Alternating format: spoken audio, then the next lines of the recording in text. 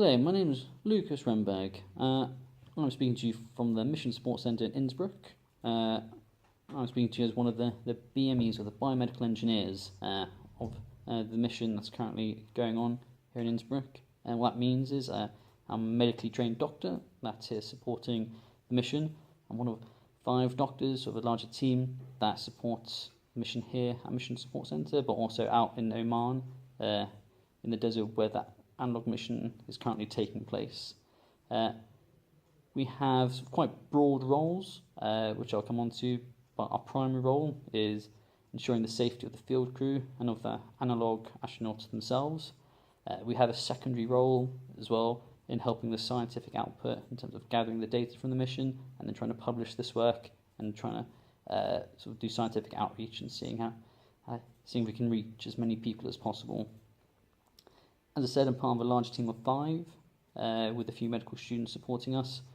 I'm based here at the Mission Support Centre. My role is to monitor the analog astronauts remotely, but we do have 2 doctors who are in the field who provide medical care and observe the field crew and analog astronauts day to day and feed back to us any concerns that they have.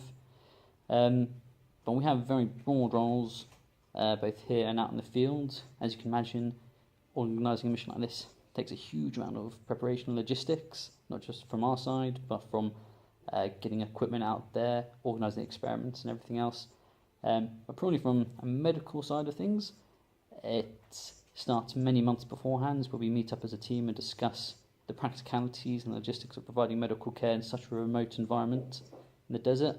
So we have to be able to provide emergency care, so that's organising ambulances, having a helicopter, knowing where our nearest sort of trauma centre is, to understand the local environment, so that's local poisonous animals, understanding the effects of humidity, temperature, and the problems this could throw up when analog astronauts are carrying out sort of their experiments and their mission. So this happens many months before we finalise the procedures and the protocols.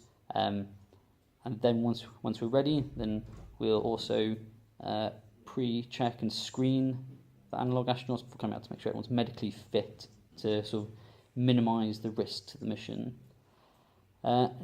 During the mission, then we're responsible for monitoring the health of everyone out in the field crew, but also the analog astronauts while they perform their EVAs, or their extravehicular activities, so when they're actually simulating walking on Mars, carrying out experiments. As I said, the doctor in the field, or as we call them, the meadow, will be there closely monitoring their heart rate, their temperature, and just their general feeling of wellness, pain, discomfort, temperature. And here, back in Oman, in Innsbruck, in the Mission Support Centre, we'll monitor their telemetry, so monitor their heart rate again, their suit temperature, humidity, but we'll do this in a simulated time delay. So there's this theoretical delay of sort of 10 minutes of radio communication there and back, and we monitor this sort of in sort of simulated Mars mission as if we were a mission support centre, and we can monitor this, and then we can provide assistance to the meadow in the field if we've got any particular concerns. So we work in tangent with the doctor in the field, and then daily we'll meet together sort of virtually and discuss any issues we have, any particular analog astronauts, any concerns, and troubleshoot any problems that we have. And slowly we're coming to the very end of the mission where everything is done. They're going to start packing up the site and start coming home, which is great. Everyone's going to come back safely.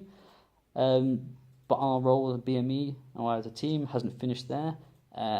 We'll meet together again where we'll debrief, we'll discuss any medical concerns we had, any particular issues that cropped up, and anything that can be improved for the next mission. And then we'll discuss what to do with all this data that we gathered while the analog astronauts are out there, and how best to output this in terms of presentations, publications, and then outreach as well, sort of trying to engage the public and gain more interest in the mission as well. This is my first experience of an analog mission. I've had an amazing time, been well supported. I've been hosted very well by Innsbruck in the Mission Support Centre, and it's been great to be sort of sharing this experience with many other specialties, people with different backgrounds but who share a passion for space life sciences. It's really given me a first-hand opportunity, and I really appreciate the logistics and the commitment that it takes for one of these missions to work.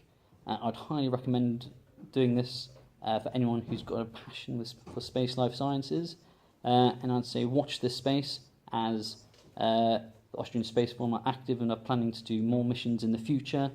So keep an eye on this space, and I'd encourage anyone to sign up and join in for future missions.